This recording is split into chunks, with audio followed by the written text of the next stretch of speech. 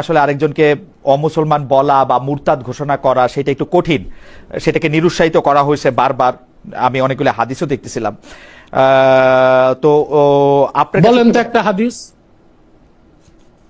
দুই একটা হাদিস বলবো, একটা বলেন।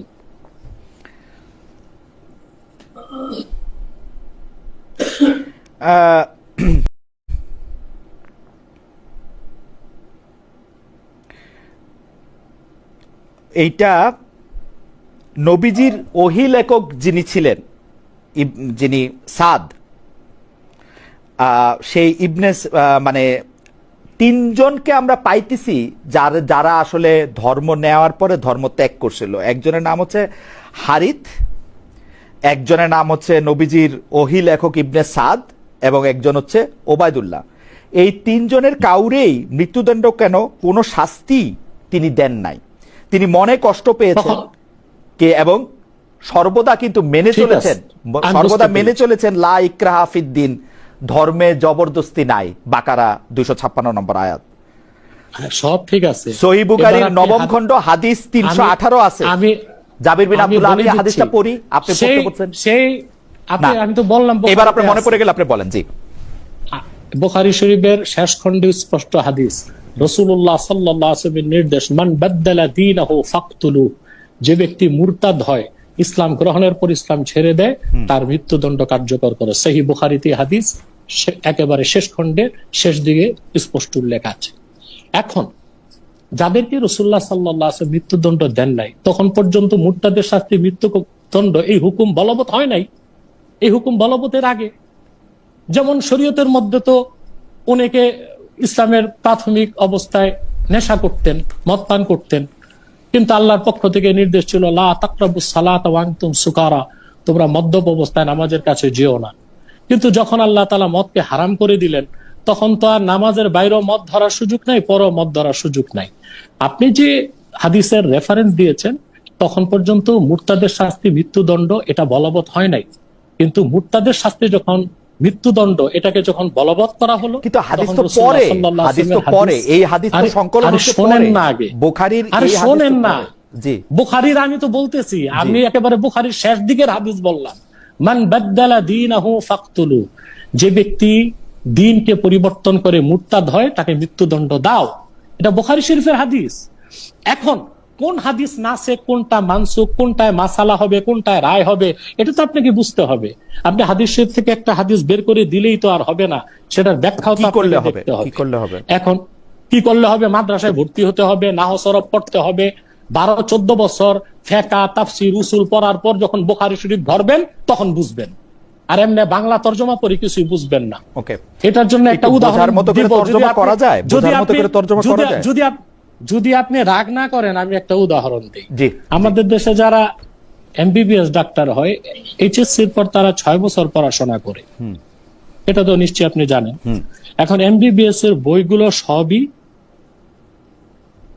বাংলাতে আছে। এখন মনে করেন কেউ 5 পাস, 6 পাস, 10 পাস করে ঘরে বসে 6 বছর এমবিবিএস এর বইগুলো পড়লো, তারপর ডাক্তারি করলো, রোগী মারা যাবে না? অথবা আপনি যদি দিন শিখার যে কাঠামো তার মধ্যে না এসে আপনি শুধু হাদিস শরীফ থেকে তরজমা বের করেন, তখন আপনি ভুল ফতোয়া দিবেন, আপনারও ক্ষতি হবে, অন্যেরও ক্ষতি হবে। আমি কোনো ফতোয়া দিচ্ছি না হুজুর, আমি প্রশ্ন করতেছি আপনাকে। রায় দিচ্ছেন, আপনি এত দোষ ধরেন কেন? রায় দিচ্ছেন। দেখুন বুখারী শরীফের মধ্যে সহিহ বুখারী হাদিস নাম্বার 3017 সুস্পষ্ট ভাবে এখানে আছে, হাদ্দাসানা আলী ইবনে আব্দুল্লাহ হাদ্দাসানা সুফিয়ান عن أيوب عن إكرمة أن عليا حرك قوما فبلغ ابن عباس فقال لو كنت أنا لم أحركهم لأن النبي صلى الله عليه وسلم قال لا تعذبوا بعذاب الله ولقتلتهم كما قال النبي صلى الله عليه وسلم من بدل دينه فاقتلوه। সহিহ বুখারী 2য় খণ্ড হাদিস নাম্বার 3017। আমি আপনাকে মূল আরবিটা শোনালাম, এবার আপনি তরজমাটা করে দিচ্ছি। হযরত আলী রাদিয়াল্লাহু তাআলা যুগে কিছু লোক ধর্ম ত্যাগ করলো, মুরতাদ হয়ে গেল। হযরত আলী তাদেরকে মৃত্যুদণ্ড দিলেন আগুন দিয়ে। হযরত ইবনে আব্বাস শোনার পর বললেন যে না, রাসূলুল্লাহ সাল্লাল্লাহু আলাইহি ওয়াসাল্লাম মৃত্যুদণ্ডের ক্ষেত্রে আগুন ব্যবহারকে নিষেধ করেছেন, বরং আমি হলে তাদেরকে তরবারি দিয়ে মৃত্যুদণ্ড দিতাম, কারণ রাসূলুল্লাহ সাল্লাল্লাহু আলাইহি ওয়াসাল্লাম ইরশাদ করেছেন মান বাদদালা দীনহু ফাকতুলু, যে ব্যক্তি দ্বীনকে পরিবর্তন করে, অর্থাৎ ঈমান আনলো না, তার প্রতি বাড়াবাড়ি চলবে না, সে মুসলিম না হোক, ইসলামের পক্ষ থেকে কোনো আপত্তি নেই। কিন্তু ইসলাম গ্রহণ করার পর ইসলাম ছেড়ে দেওয়া, সেটা ইসলাম দ্রোহিতা। যেভাবে পৃথিবীর প্রতিটি রাষ্ট্রে রাষ্ট্রদ্রোহিতার শাস্তি মৃত্যুদণ্ড, ইসলাম দ্রোহিতার শাস্তিও সেজন্য মুর্তাদের মৃত্যুদণ্ড। আপনি এই মুরতাদের মৃত্যুদণ্ডের জন্য যে উদাহরণটা দিলেন সেটা হযরত আলী রাদিয়াল্লাহু আনহুর আমলের, কিন্তু আমি এখানে যেটা দেখতে পাচ্ছি যে সেটার মধ্যে আমি বললামই তো প্রফেটের জীবনদশায়, আপনি ভুল শুনছেন। আবার আপনাকে বলছি, হযরত আলী রাদিয়াল্লাহু তাআলা আনহু কি ইবনে আব্বাস রাসূলুল্লাহ সাল্লাল্লাহু আলাইহি ওয়াসাল্লামের হাদিস শুনিয়েছেন, যেটা আল্লাহ রাসূল সাল্লাল্লাহু আলাইহি ওয়াসাল্লামের রায়, মান বাদদালা দীনাহু ফাকতুলু, যে ব্যক্তি দিন বদলে ফেলে তাকে মৃত্যুদণ্ড দাও। এটা আল্লাহ রাসূল সাল্লাল্লাহু আলাইহি ওয়াসাল্লামের আদেশ বা নির্দেশ। আর আমি আপনাকে আমি এটা রাসূল সাল্লাল্লাহু আলাইহি ওয়াসাল্লামের আদেশ, কিন্তু আমি তো কোরআনে পাইতেছি যেটা এর সাথে এই কথা যেটা মিলতেছে না আসলে। সরি, আমি বলেন না কোরআনে কি পাইছেন বলেন, আমি একটু ব্যাখ্যা করে দিই আপনাকে। ঠিক আছে, আপনি যেটা বলছিলেন সেটা বলেন, আমি খুঁজে দেখতেছি। আমি তো আপনাকে বলে দিলাম যে রাসূলুল্লাহ সাল্লাল্লাহু আলাইহি ওয়াসাল্লামের জমানায় যখন আল্লাহ রাসূল সাল্লাল্লাহু আলাইহি ওয়াসাল্লাম কষ্ট পেয়েছেন মুরতাদদের ব্যাপারে, তখনও মৃত্যুদণ্ডের হুকুম আসে নাই। শরীয়ত পরিপূর্ণ হয়েছে, দিন পরিপূর্ণ হয়েছে 23 বছরে। অতএব ইসলামের সূচনা লগ্নে বা প্রাথমিক অবস্থায় কোন বিষয়ে রুখসত দেওয়া হয়েছে, পরবর্তীতে দেখতে হবে রাসূলুল্লাহ সাল্লাল্লাহু আলাইহি ওয়াসাল্লাম কি নির্দেশ দিয়েছেন, যেটাকে ফিকহের পরিভাষায়, তাফসীরের পরিভাষায় নাসেখ মানসুখ বলা হয়, রহিতকারী ও রহিত। অতএব আপনাকে আমি একটা রহিতকারী হাদিস শোনাইলাম, যেটার উপর আমল করতে হবে। হাদিসের মধ্যে যেটা রহিতকারী সেটার উপরই আমল করতে হয়। আর কোনো প্রশ্ন আপনার? আমার এটা প্রশ্ন হচ্ছে যে আপনি কি মনে করতেছেন যে মুরতাদের যে মৃত্যুদণ্ড দিতে হবে এটা কোরআনেও আছে, বা কোরআনেও এরকম করে বলা আছে যে মুরতাদকে মৃত্যুদণ্ড দিতে হবে, বা যে ধর্ম ছেড়ে যাচ্ছে তাকে মৃত্যুদণ্ড দিতে হবে?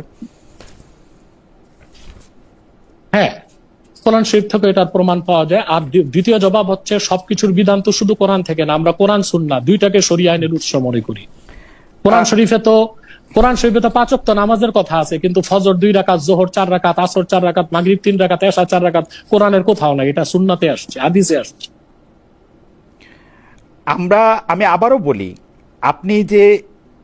আমরা যে ইবনে হিশাম বা যিনি যা ইশাক বলা হইতেছে, যিনি নবীজির সিরাত লিখতেছেন, তিনি যে বলতেছেন যে 3 জনের কথা আমরা পাইতেছি, হারিত ইবনে সাদ, আমি তো বললাম তখনও মুরতাদের মৃত্যুদণ্ডের কথা আসে নাই, তখন এই হুকুম প্রযোজ্য হয় নাই। বুখারী শরীফ আরেকটা হাদিস, না সহিহ বুখারী, আপনি তাহলে পরে যদি আসে তাহলে এই দলিলটা আপনি কোরআন থেকে দেন। যে আশ্চর্য কথা, কোরআন থেকে দিব মানে? কোরআন শরীফ থেকে আপনি দলিল দেন যে যোহর নামাজ 4 রাকাত, আসর 4 রাকাত, বলেন মাগরিব 3 রাকাত, ফজর 2 রাকাত, কোরআন শরীফ থেকে দলিল দেন। মানে আপনি তো তাহলে একটার বিরুদ্ধে আরেকটা বললে তো সেটা হবে না। আমি যেটা বলতেছি, না, এই যে এখানে এই বিরক্তির বিষয়টা, আপনাকে মূল বিষয়টা বুঝতে হবে যে শরিয়া আইনের মূল ভিত্তি কোরআন। আমি দেখতেছি কোরআনে বলা হচ্ছে তাকে মাইরো না, আপনি বলতেছেন তাকে মারো। বিপরীত কোরআনে কোথায় আছে যে আপনি 8 রাকাত নামাজ পড়বেন, এর বিপরীতে 4 রাকাত নামাজ পড়ছেন? আয়াত নাম্বার বলেন, আয়াত নাম্বার বলেন। কোথায় আছে মুরতাদকে মারা যাবে? পুরা কোরআনের 6600। আরে কোরআন শরীফে আছে ওয়াকাতিলু আইম্মাতাল কুফ। হ্যাঁ, কি এই যে কাতিলু আইম্মাতাল কুফ, আল্লাহ স্পষ্ট বলছেন যারা কুফরিতে নেতৃত্ব দেয় তাদের বিরুদ্ধে লড়াই করো তোমরা। হ্যাঁ, কুফরিতে নেতৃত্ব দেয়, লড়াই করার মুরতাদ এক কথা হলো নাকি? মুরতাদ এক কথা হলো না। আস-সারিমুল মাসলুল কিতাবের মধ্যে ইবনে তাইমিয়া এটা থেকে মুরতাদের শাস্তি মৃত্যুদণ্ড প্রমাণ করেছেন। শুধু তাই না, আমরা বলতেছি কোরআন শরীফে সব থাকলেই মানবো তা না, হাদিস আমাদের দলিল, সুন্নাহ আমাদের দলিল। আমরা মনে করি শুধু কোরআন যারা বিশ্বাস করে হাদিস মানে না, তারা মুসলিম হতে পারে না।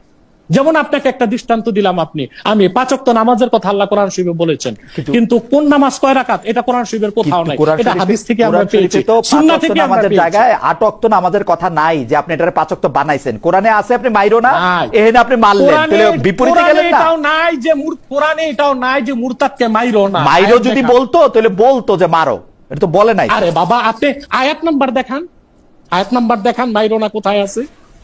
কোরআনে আল্লাহ কি বলে দিয়েছেন? কোরআনের হুকুম তো পুরাটা বুঝতে হবে আপনাকে। আল্লাহ বলেন কুল আতিউল্লাহ ওয়া আতিউর রাসূল ফাইন তাওয়াল্লাউ ফাইন্নাল্লাহা লা ইউহিব্বুল কাফিরিন। তোমরা আল্লাহর আনুগত্য করো, মুহাম্মদ সাল্লাল্লাহু আলাইহি ওয়াসাল্লামের আনুগত্য করো। আর এই কথা থেকে যদি তারা মুখ ফিরিয়ে নেয় তারা কাফের, আল্লাহ তাদেরকে কখনো পছন্দ করেন না। দলিল তো কোরআন থেকেও নিতে হবে, সুন্নাহ থেকেও নিতে হবে। আমি তো বুখারী শরীফের অনেকগুলো হাদিস আপনাকে দেখাতে পারি, একটা তো শোনালাম, আরেকটা হাদিস হচ্ছে বুখারী শরীফ হাদিস নাম্বার 6922, সেখানেও হাদিসটা আসছে আবু নুমান মুহাম্মদ ইবনুল ফাদল হাদাসানা হাম্মাদ ইবনু যায়েদ আন আইয়ুব আন ইকরামা ক্বালা আচ্ছা, আপনি আমাকে একটু বুঝায় দেন, আপনি আমাকে একটু বুঝায় দেন, فأحرقهم فبلغ আপনি আমাকে ذلك ابن عباس আপনি আমাকে فقال لو كنت أنا لم أحركهم لنحي رسول الله صلى الله عليه وسلم Okay. لا تعذبوا بعذاب الله ولا قتلتهم لقول رسول الله صلى الله عليه وسلم من بدل دينه فاقتلوه। এটাও বুখারী শরীফের হাদিস, Okay. মুরতাদের শাস্তি মৃত্যুদণ্ড, হাদিস নাম্বার 6922। ওকে, আপনি আমাকে একটু বুঝায় দেন, আমরা সূরা ইউনূসের 99 নম্বর আয়াতে পাচ্ছি, তুমি কি মানুষের উপরে জবরদস্তি করিবে ঈমান আনিবার জন্য? ওইটা হচ্ছে অমুসলিমকে জোর করে মুসলিম করা যাবে না। সূরা কাহফে পাচ্ছি, সারিমুল মাসলুল। সূরা কাহফের 29 নম্বর আয়াতে পাচ্ছি, যার ইচ্ছা বিশ্বাসী স্থাপন করুক এবং যার ইচ্ছা অমান্য করুক। এটা তো তার জন্য যে ইসলাম গ্রহণই করে নাই, কিন্তু ইসলাম গ্রহণের পর যে ছেড়ে দিয়েছে তার বিষয় ভিন্ন। সূরা নিসা 80, আর যে লোক বিমুখ হইল, আমি আপনাকে অর্থাৎ রাসূলকে বলা হচ্ছে তাহাদের জন্য রক্ষণাবেক্ষণকারী নিযুক্ত করি নাই। হ্যাঁ, কথা তো ঠিক আছে, তো উনি কি তাকে মেরে ফেলতে বলছেন? পাওয়ার পর মেরে ফেলতে বলছেন? আরে আপনি তো এটাই বুঝতেছেন না, ইসলামের মধ্যে পরিভাষা আলাদা আলাদা আছে। কেউ যদি ইসলাম গ্রহণ না করে সে হচ্ছে কাফের, অমুসলিম। ওকে, কেউ যদি ইসলাম গ্রহণ না করে কুফরির উপর থেকে নিজেকে মুসলিম পরিচয় দেয় সে হচ্ছে জিন্দিক। কেউ যদি ইসলাম গ্রহণ করার পর প্রকাশ্যে ইসলাম ছেড়ে দেয় সে হচ্ছে মুরতাদ। কেউ যদি এই যে এই ভাগগুলো আছে, এখন স্বাভাবিকভাবে যারা ইসলামকে গ্রহণ করে নেয় তাদের ক্ষেত্রে জবরদস্তি করা যাবে না, তাদেরকে কিছু বলা যাবে না, সেটা হচ্ছে কোরআন শরীফের আয়াতের হুকুম। কিন্তু ইসলামকে গ্রহণ করার পর আবার ইসলাম ছেড়ে দেওয়া সেটা হচ্ছে ইসলামকে অবজ্ঞা করা এবং ইসলাম দ্রোহিতা। তাদের শাস্তি মৃত্যুদণ্ড, যা সহিহ হাদিস দিয়ে প্রমাণিত। কোরআন শরীফের তাফসীর গুলোতেও কোরআন শরীফের আয়াতের নস 4 প্রকার, কোরআন শরীফের আয়াতের বিভিন্ন নস দিয়ে তা প্রমাণিত, প্রত্যক্ষভাবে কিংবা পরোক্ষভাবে, সুন্নাহ দিয়ে সরাসরি প্রমাণিত। ইসলাম গ্রহণ করার পর যে ইসলাম ছেড়ে দিল সে ইসলাম দ্রোহী, সে নিছক অমুসলিম না, সে নিছক মুশরিক না, তার শাস্তি মৃত্যুদণ্ড। যেমন রাষ্ট্রদ্রোহীর শাস্তি মৃত্যুদণ্ড, পৃথিবীর সকল সভ্য দেশে রাষ্ট্রদ্রোহীর শাস্তি মৃত্যুদণ্ড। এবং আপনারাও তো বাংলাদেশে রাষ্ট্রদ্রোহিতার কারণে জামাতের প্রবীণ নেতাদের ফাঁসি দিচ্ছেন না, এই বয়স্ক মানুষগুলোকে। এই দেশেরই মানুষ ছিল তারা, রাষ্ট্রদ্রোহের কারণে না মনে হয়। সেটা যেটাই বলেন, স্বাধীনতা অস্বীকার করছে বা যুদ্ধপরাধী যেটাই বলেন, সেটা তো সব ধারাই ছিল, রাষ্ট্রদ্রোহী তো ছিল। তা আপনি কি বলেন রাষ্ট্রদ্রোহীকে মৃত্যুদণ্ড দেওয়া হবে না? পৃথিবীর প্রত্যেক সভ্য রাষ্ট্রকে মৃত্যুদণ্ড দেওয়া হয় না? আমি আমি আমি আমি আপনি মৃত্যুদণ্ড দেন, যে মৃত্যুদণ্ড যে মুরতাদ আছে তার মৃত্যুদণ্ড হাদিস দিয়ে প্রমাণিত, কিন্তু সুন্নাহ দিয়ে প্রমাণিত। কিন্তু আপনি কোরআন সুন্নাহ দিয়ে যে আপনি প্রমাণটা করতেছেন, সেই প্রমাণটার ক্ষেত্রে আমার একটু বোঝানোর জন্য আমি একটু হ্যাঁ, আপনাকে আমি খালেদ ভাই, আপনি তো 4 বছর বড় আমার, জি, এই জন্য আপনাকে খালেদ ভাই সম্বোধন করছি। সারা রাত আমি বসে আছি, আপনি যতক্ষণ বুঝতে চান আমি প্রস্তুত আছি। এই ব্যাপারে আপনার খ্যাতি আছে। আমি আপনাকে খেয়াল করি যে আজকে থেকে আরো বোধহয় 15-20 বছর আগে হবে, আপনি একজনকে নিজে গিয়ে তার কেন এই ধর্ম নিয়ে তার দ্বিধা থাকতেছে সেইটা নিয়ে আপনি আমার যদ্দূর মনে পড়ে, আপনি নিশ্চয়ই ঘটনাটা মনে আছে যে উনি হয়তো অন্য একটা ধর্মে গেছিলেন, আমি অন্য একটা ধর্মে গেছিলেন, আপনি তাকে আসলে মানে অনেক ধৈর্য নিয়ে অনেক বুঝাইতেছিলেন, সেটা আমি জানি। সেটা আজকে থেকে অন্তত 15 বছর আগে হবে, মানে তার কমে না যে মানে এই ব্যাপারে আপনার খ্যাতি আছে যে আপনি এটা।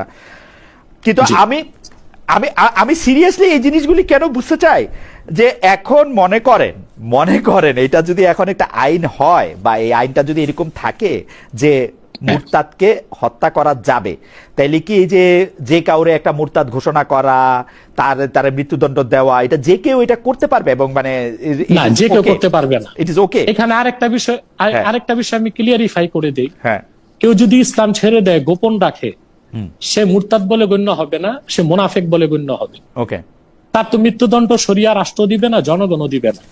কিন্তু যে ব্যক্তি ইসলাম গ্রহণের পর প্রকাশ্যে বলল ইসলাম ছেড়ে দিল, সে ইসলামকে অবজ্ঞা করলো, সে মুরতাদ, তার মৃত্যুদণ্ড রাষ্ট্র কার্যকর করবে, জনগণ করবে না, শরিয়া রাষ্ট্র কার্যকর করবে। আমার মনে হয় যে আপনি অনেকগুলি বিষয়ই আসলে আমাদের দিকে আসছেন। আমি এটা